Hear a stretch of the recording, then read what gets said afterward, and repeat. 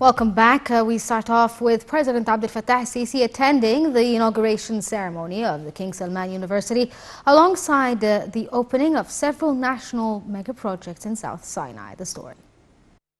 السيد الرئيس عبد الفتاح السيسي رئيس الجمهورية وصاحب السمو الملكي الأمير فهد بن سلطان بن عبد العزيز أمير منطقة تبوك. President Abdel Fattah al-Sisi inaugurated a number of mega projects in South Sinai. Among the projects is the King Salman Civil University with its 3 branches, which is considered the biggest university in Egypt.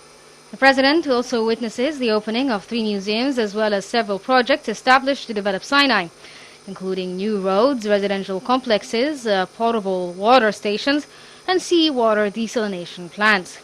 Saudi Prince Fahd bin Sultan bin Abdul Aziz, the governor of Tabuk province, as well as a number of ministers and senior state officials, attended the inauguration ceremony.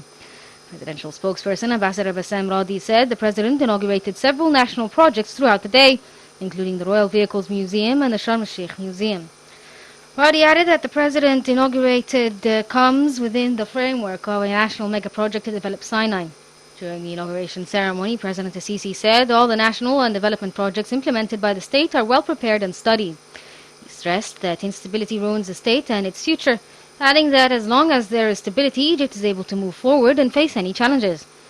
President al-Sisi unveiled the state's plan to increase the number of universities to 125, up from 72 by 2030, in order to accommodate the population growth.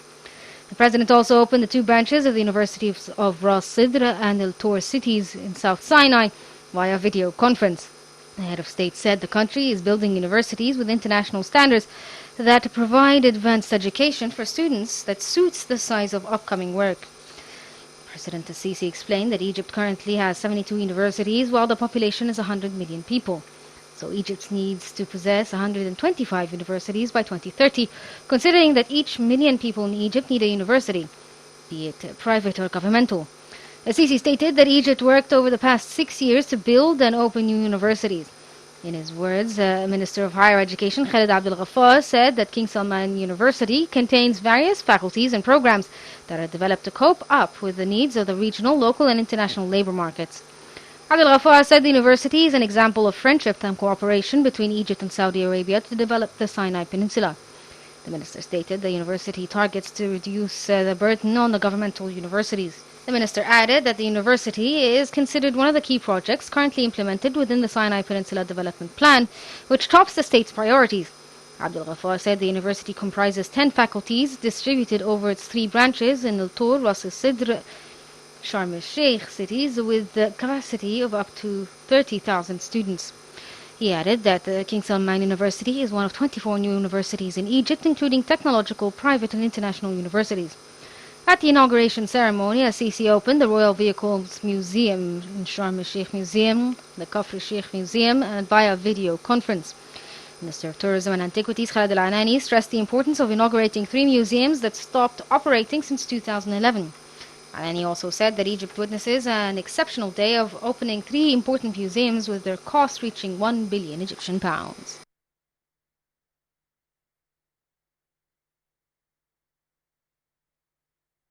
To give us more insight on the inaugurations that took place today, we're joined over the phone by Ahmed Nader, Nile TV's correspondent from South Sinai.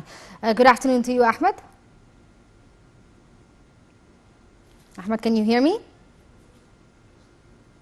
Yeah, we're going to try to get back to him a little later. We're moving on. The Prime Minister Mustafa Madbouli headed today to the Iraqi capital, Baghdad, leading a high-level delegation to take part in the Egyptian-Iraqi Higher Committee meetings.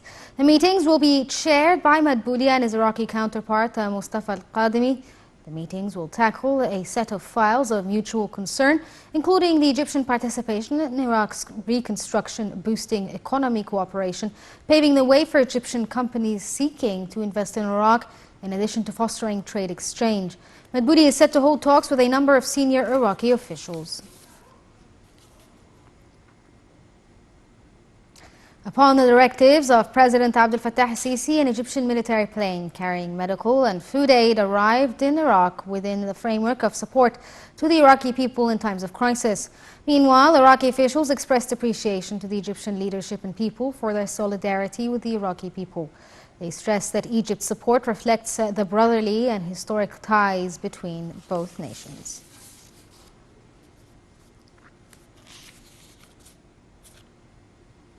The head of the National Elections Authority, Councillor Lashin Ibrahim, will hold an international press conference on Sunday to announce the results of the first phase of the parliamentary elections. Ibrahim said that the authority had received the results of all public polling stations where voting took place in 14 governorates during the first phase, adding that the results of the vote count of each polling station was accurately revised ahead of adding that the Egyptian expat votes before announcing the results. Ministry of Health announced 176 new coronavirus cases and 11 deaths. The ministry also announced that 80 cases were discharged from hospitals after receiving treatment to make the number of those who have recovered 99,353.